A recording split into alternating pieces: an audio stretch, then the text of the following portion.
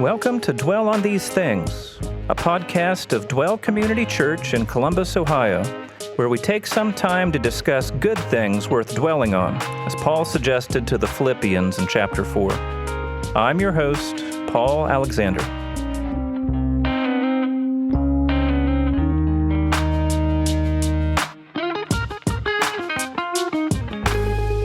All right. So this week we're discussing the history of the Xenos Summer Institute, joined today by Jim Leffel, pastor at Dwell Community Church, who was instrumental in the creation of the Xenos Summer Institute, and with Pat Reeder, the director of equipping at Dwell Community Church, who has overseen the Summer Institute for the past, how many years, Pat? This, I think, would be the eighth. Eighth? Wow. Yeah. Cool. Now, Pat, you haven't been on the show. We had Jim, you were here a while back. You're a math guy, right? Yes. Good. Among other things. It's more complicated than that. Exactly. You have a PhD in philosophy of math, is that right? Philosophy of math. The master's just in old-fashioned math. So if people are, if their kids need tutoring this summer, you're available for? I'd tell them to call a tutor. Okay. All right. I'll say I've got Summer Institute to worry about. Maybe after July. Cop out. Yeah. Speaking of, so we're talking about Summer Institute this year. Pat, this year's conference, July 13th through 15th, my understanding, and that it's being called Last Equals First. Is that you throwing in a mathematical thing for us? Is that what's going on there? Or? I wish it was that inventive, but it was meant to just be a stylization of some biblical words. Yeah. What is the concept this year? Broadly, it's about leadership, biblical servant leadership, and the phrase last equals first is a kind of a stylized contraction of what Jesus says numerous times in the Gospels about how the first will be last and the last will be first. Mm-hmm. Just this idea is that broadly in eternity and in God's values, things are inverted. You see, especially when it comes to leadership concepts, you think of a leader, you think of a power and imperiousness. Mm-hmm. But Jesus really teaches the opposite. And we read in Mark 9, for example, after the disciples are arguing with each other about who's the greatest, that Jesus kind of gathers them together and is like, that's not how I see things. And in particular, he says, anyone who wants to be the first must be the very last and the servant of all. Jesus himself, of course, is the perfect example of this kind of leadership, going all the way down to the point of suffering the shame of the cross, and from that, essentially ascending to the highest level in all of creation. Yeah, a servanthood attitude. Right. Matching God's description of what is greatest. Right. That's cool. So we'll be talking about that. What else should, let's say, a first-time guest to the Institute expect to experience when they come out to this? I don't think it will be particularly different than any other year, except for the fact it's nice that we're finally getting back on track after the pandemic. The whole event was canceled in 2020. 2021, we tried to do a slightly more truncated event with just our local church here, but we're opening the doors back open, bringing the full conference back online. And really, like most years, we're looking at 3 nights and 2 full days of provocative content, rich equipping, and time with friends. Cool. Who are the keynote speakers this year? We've got Dr. Clive Calver and Dr. Eric Mason are the outside guests. Sweet. And we've got Scott Risley, Conrad Hilario, and Ryan Lowry from our local team. Sweet. Good. Big names. Jim, how does that description of the Summer Institute for this year match up with the first one that was put together? When you say 96 was the first one? 1996. It's been a while.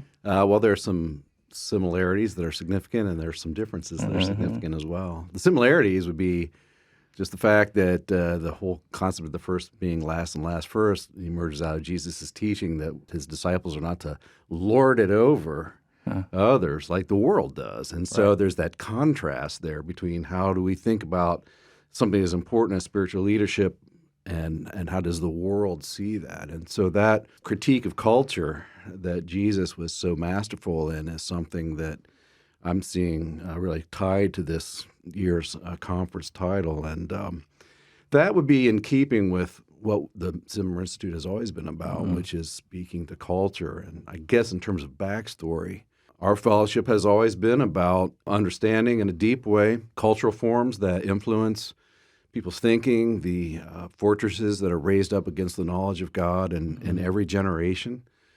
And so in the early 90s, a handful of us were recognizing that we'd been out of university for 20 years or whatever, and that things had really changed significantly in the population, and really gave ourselves to some concentrated time of reflection and study and really thinking that through. What are the ideological constructs that make it difficult for people to hear the gospel or to grow in Christ as Christians because of the influence of the way our culture thinks? And so that gave rise to a series of articles that we put together into a book called The Death of Truth.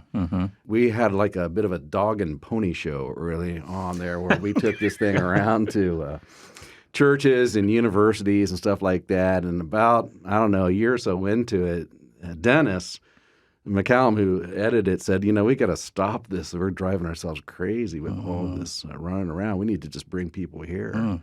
Which seemed like that was a great idea, to switch that around. And so we did, and we began to frame the Summer Institute the way some other programs that we were aware of in the past had been structured, like the Week in the Word at Trinity Seminary, which was important to a lot of us early on in our development. So we thought, okay, what if we do a conference that spread over 2 weekends with the week in the middle, 9 days, of 9 days of apologetic study. And so that's where we, started. We were hardcore in those days. We knew what it was all about to do that. We're soft now. Very soft. Only 3 whole days, is that right? 3 whole days. Is it 3 Well, it's whole really days? it's really two Yeah. 2 whole days. The truth is. and a That's right. tiny bit on that third day. Well, kids today, they can't Oh, sit still man. for... So Don't make them like they used to. that's right. But it's the same. It began with the same premise that I'm hearing from Pat. We want to equip God's people to engage in a critical and constructive way in our culture, so that we are winning lost people and we are able to function effectively, not as some sort of a cultural island, but rather as something that's immersive and as a leavening influence in the culture, and that's really connecting with how people think. Who were, if you remember, Jim, who was the original lineup that first year? It was Grant Osborne, who's a New Testament professor at Trinity, and William Lane Craig, who we brought down. So, they spent the week with us and a couple of weekends to boot. Pat, his description there of Summer Institute, does that match up with the current vision? Like when you came in, did you see things that needed changed, or was your vision a little different? Or Honestly, not really. I mean, by the time I came in, it was the current format, 2 full days and Wednesday evening, but not the 9 days, not that marathon. Did that even last past the first year? Oh, yeah. Okay. It went all the way to the second. Okay. And possibly the third. Wow. I finished high school around 2000. I must have been the corrupting influence there. That's right. Actually, yeah, the format of 2 days, Wednesday night, that was already in place. But the vision of equipping the church, having an emphasis on apologetics insofar as we're engaging with the culture, and an emphasis on equipping, we're training to teach people about the good news of Jesus Christ, teach people about leadership, discipleship, how to speak to people who don't know Jesus Christ.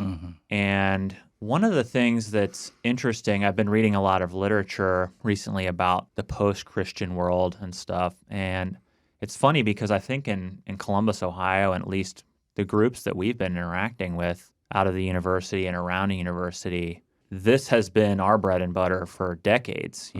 No one would have looked at 1996 Columbus, Ohio, and thought that this was a bastion of Christianity. It was thoroughly post-Christian and secular at that point. So this is something we've been thinking about and talking about for a long time. And yeah, I guess I'm just excited to continue that process as it seems to be pinging the radars of many other Christian thinkers around the world. I mean, one contrast I see and maybe this is just at first glance, is, a 9-day apologetic focus versus what sounds like a more sanctification-focused topic. And I feel like over the years, maybe there's been this inclusion of a deeper discussion of what it means to follow God. Is that a true difference in the vision of this conference? A large part of it is training and equipping, which of course would integrate personal sanctification, but a large part of it is how do you interact with other people? How can you have constructive discussions? How can you be a servant leader? So I would say that there's a broader emphasis, not just apologetics or postmodernism and like the death of truth material. We've had conferences since then where the theme was strictly apologetics, but there has been a kind of broadening of what's possible on the themes going year to year. And so I think that might be some difference, but I would use the word broader from an equipping standpoint, a training standpoint, and not just sort of locating it in the individual as much, if that makes sense. Is that your sense too, Jim, or does it seem like this matches all along with the... I see some continuity there. Yeah, absolutely. Because when we think about apologetics, we're making our case. That's not just some sort of argument structure or something like that. It's also how we live together. It's how our lives are transformed as a witness to the power of God. So I see those things as very consistent. The one thing that I think has changed in a really good way, though, is that we've brought Trinity wraparound classes now, and so you can get seminary credit for that. And I feel like that has really kind of upped the ante just a bit in terms of the connection of what we're doing here in Columbus with a much broader Christian audience. And so I'm excited about that, and I feel like that's helping what we're doing here reverberate a little bit further out beyond Columbus. Yeah, I agree with that. And you're getting dozens of students coming in just to take that class every year? Yeah, typically. It varies based on the teacher. It can range from 25 to 50. It's excellent. Yeah. So what I hear you both saying is has been and is a great conference for people to come if they want to get Christian equipping. Yeah. Top level. And we got more of that to come this year. That's awesome. So, Jim, it started out of bringing this thing that was on the road home. At some point, this thing started to gain momentum, it appears. Right. Thousands of people coming out to this conference and top quality teachers and leaders from around the world coming in to speak. How did it gain momentum? What was the tipping point there in your mind?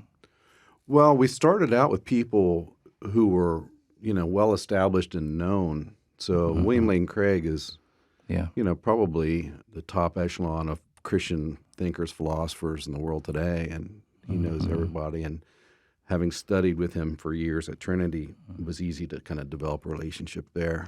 And he helped us get introduced to some people, and word gets around. Certainly, the Trinity core of people who are respected very broadly could be used as reference points to invite other people, and so that's what we did. And we just kind of started with the people that we knew and who knew us, and on the basis of their experience with us, that net just got wider and wider.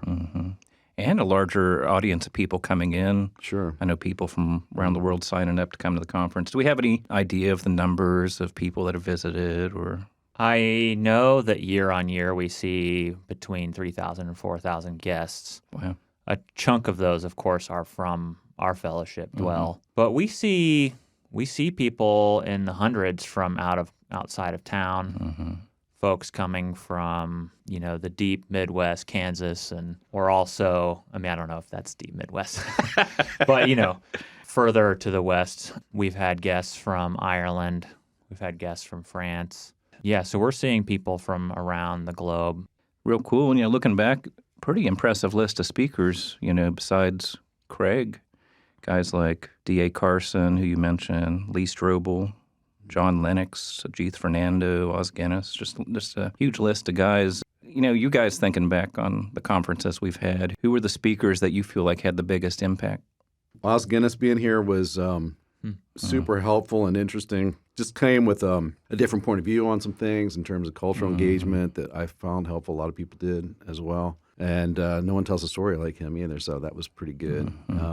World Relief's director, Clive Calver, has been here, not as well known, but World Relief is a very important organization for the evangelical church nationwide and worldwide, and it is the relief and development ministry that we identify with. And so his presence here and his vision for the gospel's effect on the most vulnerable in the world was a pretty palpable and memorable time, I thought. And there's a chance to see him this summer again, which He'll is be great. back in just a couple weeks. Yeah, That's right. Cool.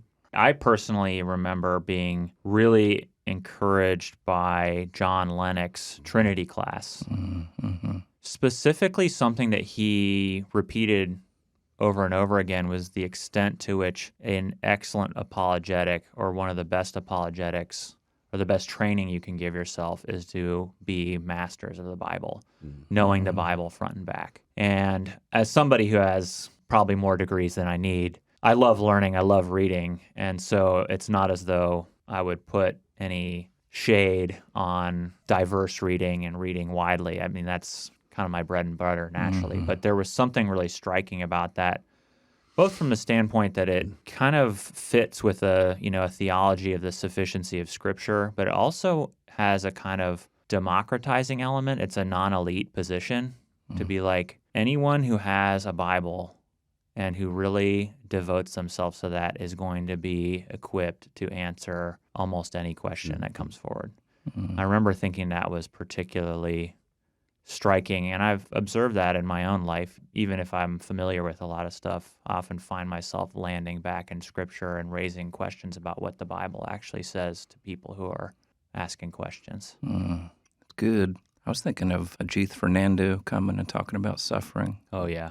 Here's a godly man who's experienced a lot. I just remember him saying, I was really struck. He's like, people say you must be suffering so much, and, what is it like? And he said, the suffering I go through that's the hardest is the same as every Christian leader and worker everywhere. It's the suffering of dealing with conflict with people and hardship in relationships.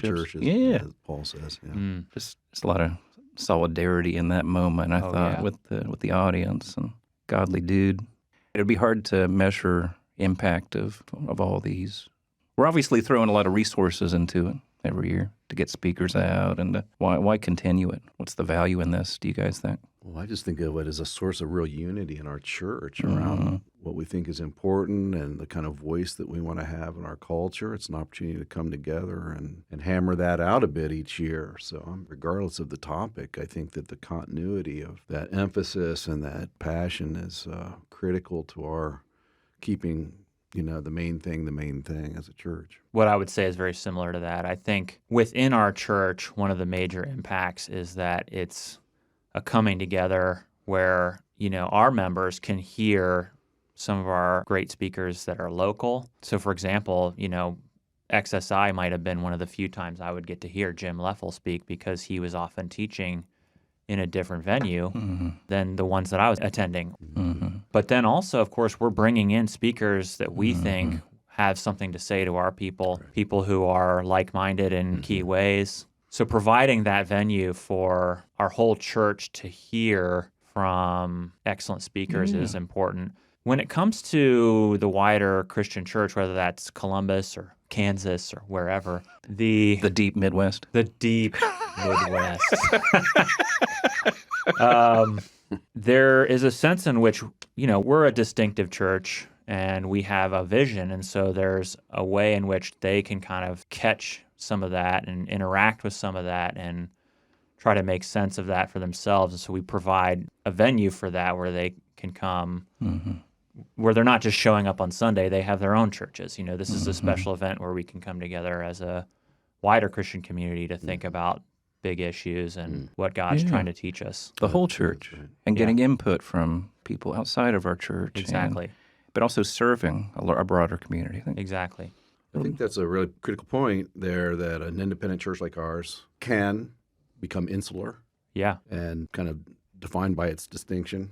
Right. Having these people come in every year who are coming from very different places often, as far as their church experience and what they're about, it's challenging to us, and it forces us to really think through what are those core values that make us who we are, and to listen to those voices from the outside. I feel like that's an important part of kind of maintaining integrity as an independent church, actually.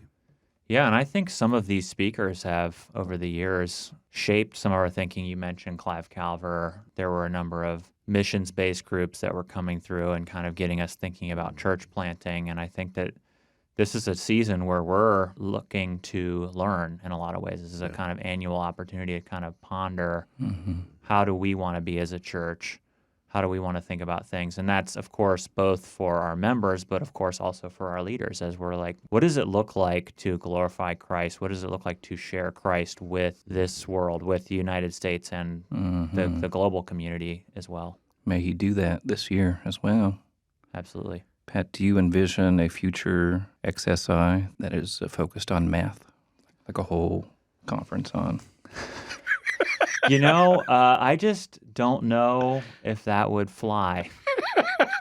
I don't even know if I would want to do that. I don't think it would be very edifying for the saints. Well, I feel like we could do a great conference on the Book of Numbers. Yeah, okay, there we go. The Book of Numbers. Yeah. Make it happen. Yeah. And I hear that, Matthew has a sensitivity to measurements as well, so we could do a little bit of that. Actually, funny that you say that. Mike Sullivan is actually doing a breakout on the philosophy of mathematics. Really? Here we go. It's distinctive, and because it's distinctive, I was kind of like, let's give it a shot. And if it's poorly attended, then I guess maybe I'll do it last time. In defense of mathematical realism or something? It uses the applicability of mathematics to the real world, to the physical world, as evidence for the existence of God. And so that could be a prototype for a future conference on the Yeah. Well, hey, if it's really well attended, maybe I can appeal to the elders to have a philosophy of math XSI. All right. We'll pray for that too. But maybe this year with the equal sign is close enough. You're getting us. I'm priming you. You're priming us for things to come. So, Pat, who are you excited about hearing this year? I'm personally really eager to hear Eric Mason. He's somebody that we've been reading for probably the past 5 years. He's an up-and-coming leader in the Christian church. And we've already been reading his books like Manhood Restored. He has a book called Woke Church. He has a new book called Urban Apologetics. He also has a really booming preacher style. He will be a different style than we're used to, and I think that will probably be a lot of fun to have him in our own auditorium. I think that's fun. That's one thing that makes XSI unique, especially in this era of technology, is you can see almost anyone you like on YouTube, but to see them in person, to see them in your own familiar auditorium is, I think, a special opportunity. The full experience. Exactly. Mason's presence here with us this summer, I think, is really important from the apologetic standpoint. We are increasingly sensitive as a culture to our diversity. Yes. To the need to hear from voices outside of our own cultural experience. And I am really looking forward to being challenged by a powerful African American voice in this church, calling us to things that might be challenging and in part somewhat uncomfortable. So I'm very much looking forward to the influence that he'll be having while he's here and after he's gone. And so people are listening in and interested in participating in the conference this year. Where do they get more information? Best way is to go to our website, dwellcc.org/XSI. All the conference information is there. Details about speakers, the schedules, sign up for breakouts, on and on and on. So that's the best spot. Cool. Thanks, guys. Appreciate your insights today. Looking forward to this rolling out in just a few weeks. Again, the 2022 Xenos Summer Institute is July 13th through 15th in Columbus, Ohio. Key speakers, Eric Mason and Clive Calver. As Pat mentioned, to register and get more information, you can check out the Dwell Community Church website at dwellcc.org/XSI. And if you enjoyed this discussion, stay tuned for future episodes by subscribing to this podcast. Until then, press on.